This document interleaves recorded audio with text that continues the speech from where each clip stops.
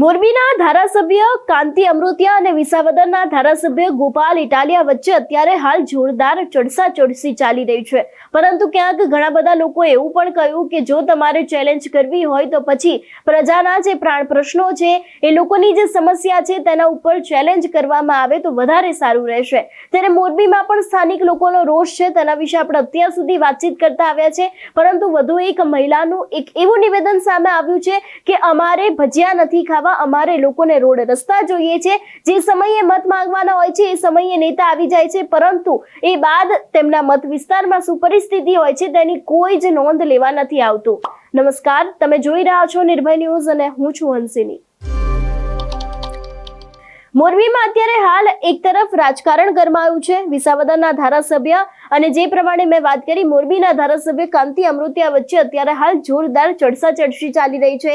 એકબીજાને સોશિયલ મીડિયાના માધ્યમથી ક્યાંક ઘણા બધા નિવેદનો આપવામાં આવે છે, પરંતુ ક્યાંક આ બધાની વચ્ચે જો અત્યારે હાલ કોઈ પીસાઈ રહ્યું હોય તો એ છે જનતાના ઘણા બધા એવા પ્રાણ પ્રશ્નો છે અને મોરબીમાં પણ ખાસ કરીને ઘણા બધા એવા રોડ રસ્તા છે જેનું કામ હજી સુધી કરવામાં નથી આવતું। કદાચ ક્યાંક મોરબીના લોકો છે એ લોકો સ્થાનિક સુવિધા માટે પણ તરસી રહ્યા હોય એવું લાગી રહ્યું છે। આની પહેલા પણ એક મહિલા હતા, તેમનો પણ એક વિડીયો સામે આવ્યો હતો।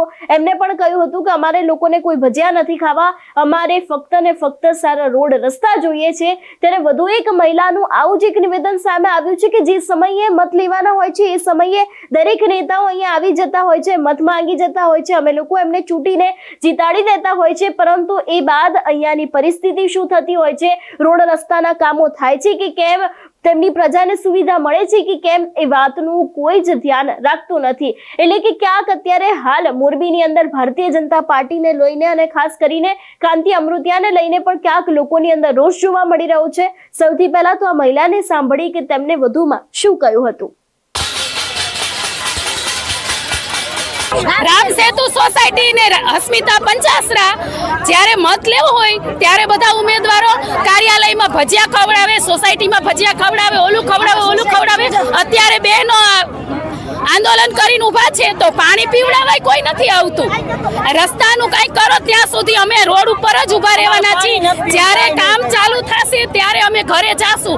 આજે ભલે અમારા ઘરે રસોઈ નહીં બને અને અમારા છોકરાઓ નાસ્તા કરી લેશે, પણ ત્યાં સુધી અમારે ઘરે જવાનું થતું નથી।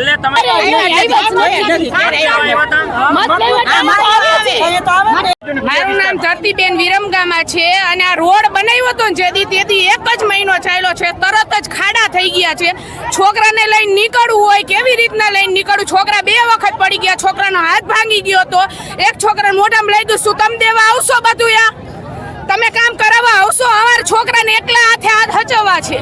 ઘણો ટાઈમ થયા છે, આ 7 થી 8 વર્ષ થયા તો ખાડા નથી પૂરતા। એનું શું અમારે કરવાનું? એનો કઈક નિર્ણય આપો। મત લેવું હોય તો કેમ ભજીયા ખવડાવવા આવો હો તમે?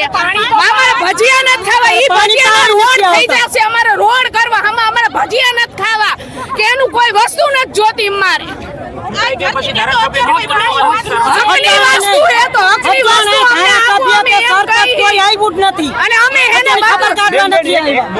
અમે વેરો દઈ, વેરો કી હે તો વેરો અમે ભરી, અમે નથી ભરતા એવું નથી કેતા હોય તો પોઈન્ટ બતાવી, પણ અમને રસ્તો હારો કરી દો, અમારે ઈ જોઈ છે। અને ગટરું એટલી ઉભરાય છે કામ જો તમને એમ થાય કે આ ગટરું છે, અમે નિર્ણય નહીં આવે નિર્ણય નહીં આવે કે ભલે છોકરા અમારા સ્કૂલે રહી, અમે છોકરાને સ્કૂલે કહી દઈશું, કાંઈ અમે તેડવા નહીં આવી। એટલે જે પ્રમાણે અત્યારે હાલ મોરબીના લોકોમાં રોષ જોવા મળી રહ્યો છે, એ લોકોનું પણ કહેવું છે કે અત્યારે હાલ જે પ્રમાણે પરિસ્થિતિ છે એ પ્રમાણે રોડ રસ્તાના કામ થવા ખૂબ જરૂરી છે। ચેલેન્જની વાત તો દૂર રહી, પરંતુ ક્યાંક પ્રજાના પ્રશ્નોને સાંભળવામાં આવે તો પણ ખૂબ મોટી વાત થશે, કારણ કે પ્રજા તમને ચૂંટીને અહીં મોકલે છે, એ લોકોને સાંભળવાના હોય છે, એ લોકોના કામ કરવાના હોય છે। એના બદલે ક્યાંક અત્યારે હાલ કાંતિ અમૃતિયા છે તે ક્યાંક ચેલેન્જોમાં પડ્યા છે, એટલા જ માટે થઈને અત્યારે હાલ સ્થાનિક લોકોમાં પણ તેમના વિરુદ્ધનો રોષ જોવા મળી રહ્યો છે। તમારું શું માનવું છે આ વિષયને લઈને અમને કમેન્ટ કરીને ચોક્કસથી જણાવજો। તેની સાથે અમારી ચેનલ નિર્ભય ન્યૂઝને લાઇક, શેર અને સબસ્ક્રાઇબ કરવાનું ભૂલશો નહીં। નમસ્કાર।